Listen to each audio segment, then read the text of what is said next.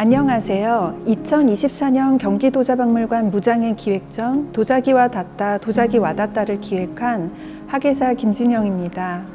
이번 전시는 경기도자박물관의 상설 전시를 무장해 버전으로 재구성하여 기획한 베리어프리 전시로 시각에만 의존하여 관람할 수 있었던 도자 유물을 촉각, 청각, 후각의 확장된 감각으로 감상할 수 있는 전시입니다. 20점의 도자 유물 및 작품, 30점의 도편 유물, 20점의 다중 감각 및 촉각 전시 체험물을 통해 장애인 관람객에게는 작품 접근성의 문턱을 낮추고 비장애 관람객들에게는 도자기에 대한 새로운 감상법을 즐길 수 있는 희소성 높은 관람 서비스를 제공하고 있습니다. 감각의 확장은 감상의 확장을 의미하는데요. 손으로 직접 도자기에 닿는 행위를 통해 도자기의 향을 맡고 도자기에서 나는 소리를 들으므로 그동안 유리 진열장 안에서 눈으로만 보던 것과 달리 확장된 감각으로 도자기를 감상할 수 있어 도자기가 와닿는 새롭고 신비한 감동을 느낄 수 있을 것입니다. 전시는 크게 3가지 섹션으로 구성되어 있는데요. 도자기 하면 떠오르는 대표적인 주제 3가지인 제작 과정, 형태와 기능, 문양을 통해 도자기를 더 쉽고 재미있게 체험할 수 있습니다.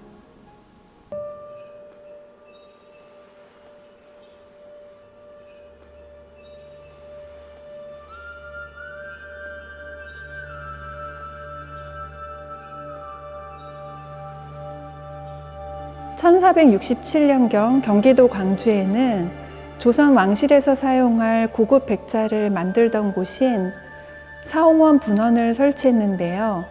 이 사홍원 분원은 구경백자 제작소였습니다. 이 구경백자 제작소를 경기도자박물관에서 지금 발굴 조사를 하고 있는데요. 여기 보시면은 발굴 조사한 그 도편들을 직접 관람객들이 만져보면서 체험을 하실 수 있습니다. 초벌기를 만져보실 수도 있고 이렇게 유약이 묻은 재벌기를 만져보실 수도 있습니다. 그리고 유약이 이렇게 녹다가 만 이런 흔적들을 가진 도편 유물들도 있는데요. 이렇게 조선백자 가마터에서 찾은 유물들을 서로 비교하고 만져보시면서 그 당시에 어떻게 도자기가 제작되었는지 생생한 이야기를 들어보시기 바랍니다.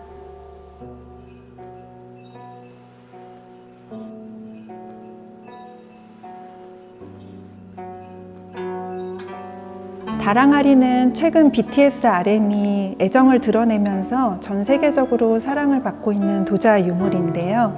정식 유물 명칭은 백자 소문 항아리입니다. 어두운 밤에 두둥실 떠오른 보름달이 떠오른 것 같아서 이름 붙여졌고요. 이렇게 보시면은 보름달처럼 이렇게 구형을 이루고 있습니다. 밑에서 좁아지면서 밖으로 퍼지고 다시 좁아지는 형태를 갖고 있는데요. 무게중심이 아무래도 중간에 있다 보니까 한 번에 물레로 성형을 하기가 참 어려웠다고 합니다. 그래서 선조들은 이 다랑아리를 2개의 사발로 나누어서 각자 빚은 다음에 이렇게 접합을 해서 다시 만지고 이렇게 해서 완성을 했다고 합니다. 이렇게 2개로 나누었다가 완성을 했기 때문에 대부분의 다랑아리는 위아래 그리고 오른쪽 왼쪽이 비대칭, 비정형의 특성을 가지고 있습니다. 그래서 보기에는 완벽해 보이지 않은 형태일지라도 이게 자연스러움에서 오는 아름다움 때문에 많은 사랑을 받고 있습니다.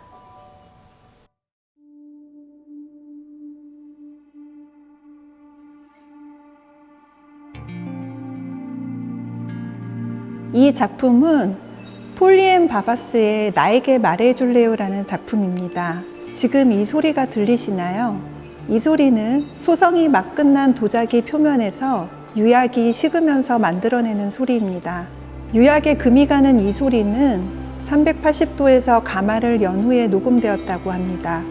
작가는 도자 제작 과정에서 간과했던 이 조그마한 소리의 의미에 주목해서 부드러움에서 딱딱함으로 유연성에서 고정성으로 변화하는 물질의 특성이 변화되는 그 순간을 기록하였습니다. 우리를 둘러싼 하찮은 소리가 실로 위대한 것은 소리는 존재의 증거이기 때문입니다.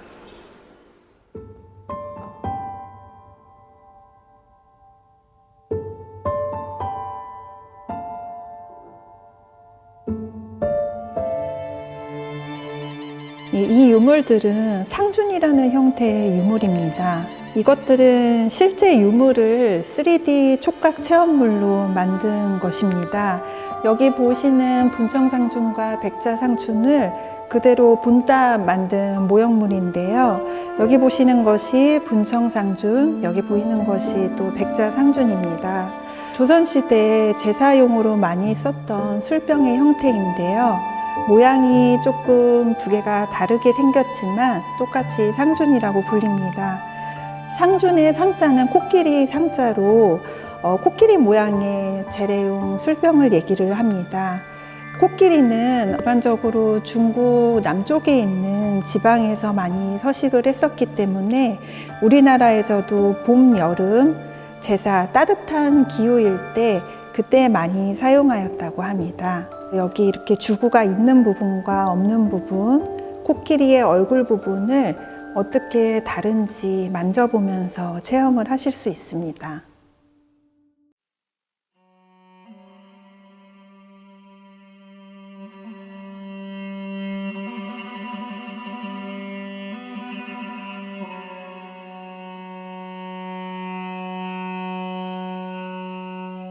이곳은 도자기의 형태를 통해서 기능을 상상해 볼 수 있는 체험 공간입니다. 이쪽부터 살펴보시면 청자매병이 있는데요. 청자매병은 공간을 장식하는 용도로 많이 사용했다고 전해지는데요. 최근에 태안 마도해역에서 출토된 청자매병에 죽찰이 함께 있었습니다. 죽찰은 대나무 화물표라고 하는데 거기 보면은 기록에 청자매병에 꿀을 담아 보관하였다라는 기록이 있습니다. 향을 한번 맡아보시겠습니다. 네, 은은하고 달콤한 꿀향이 납니다. 이쪽에서는 청자 주자를 보실 수 있는데요. 한번 향을 맡아보실까요? 주자에는 일반적으로 차가 담겨 있었는데 자스민 차와 녹차 향을 맡아보실 수 있고요. 이쪽에서는 향로가 재래용으로 썼기 때문에 오래된 목재 사찰에서 나는 그런 매캐한 나무향, 나무 타는 재향, 그런 향을 맡아보실 수 있습니다. 이렇게 해서 이곳에서는 도자기의 각각의 형태를 통해서 기능을 상상할 수 있도록 향을 체험하실 수 있습니다.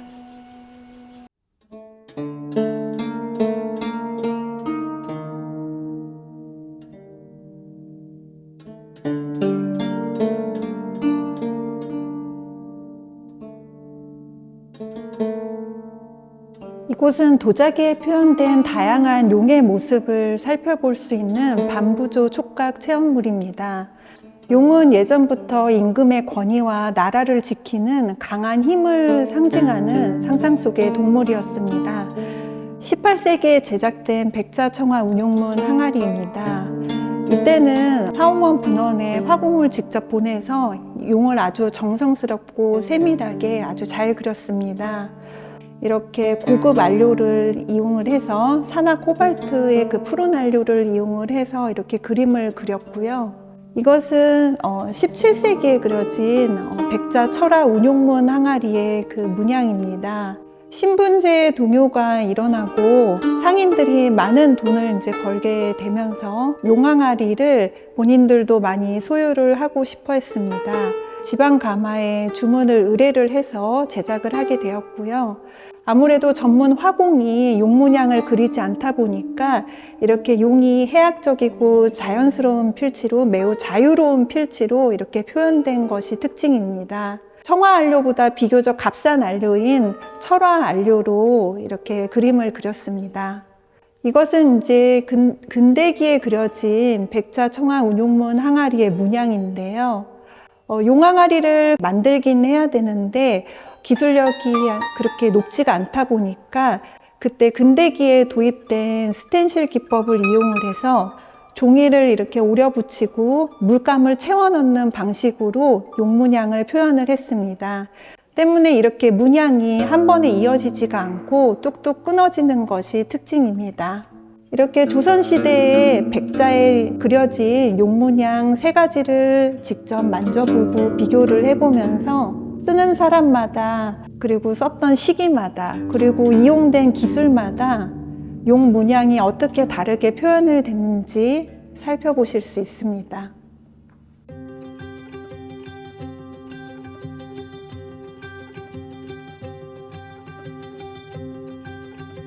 이 체험물은 저기 보시는 백자청화 산수문 사각 연적을 모티브로 해서 만든 터치 세라믹입니다. 시각장애인 분들이 문양을 이렇게 만져보았을 때 문양이 어떤 모양인지 느낄 수가 없기 때문에 문양 부분을 양각으로 도드라지게 표현을 해서 만질 때 촉각으로 느낄 수가 있고요. 또한 또 문양을 이렇게 터치를 했을 때 그 문양에 맞게 그 작곡된 음악이 흘러나와서 청각으로도 문양을 감상할 수 있게 그렇게 개발이 되었습니다. 이 산수문 사각 연적의 윗면에는 조선 후기 산수화의 대표적 화제인 소상팔경도의 하나의 경치죠. 동정추월을 나타낸 모습입니다. 소상팔경도는 중국 소강과 상강에 있는 8가지 전경을 나타낸 그림인데요. 동정추월이라는 것은 동정호수에 뜬 가을 달이라는 모습입니다. 동정호수를 바라보고 있는 2명의 선인들이 대화를 나누고 있고 저 멀리 산에는 가을달이 뜨고 있습니다. 2명의 선인들이 이렇게 대화를 나눌 때 옆에 있던 나무들이 화답을 하고요. 저 멀리 산이 묵직한 메아리를 보내는 듯합니다. 호수에 비치는 영롱한 가을 달빛도 표현이 되어 있습니다. 이 옆면에는 봄에 꽃인 매화를 나타내는 음악입니다. 윗면에는 가을의 정취를 느낄 수 있지만 옆면에서는 또 봄의 정취를 음악으로 느낄 수 있습니다.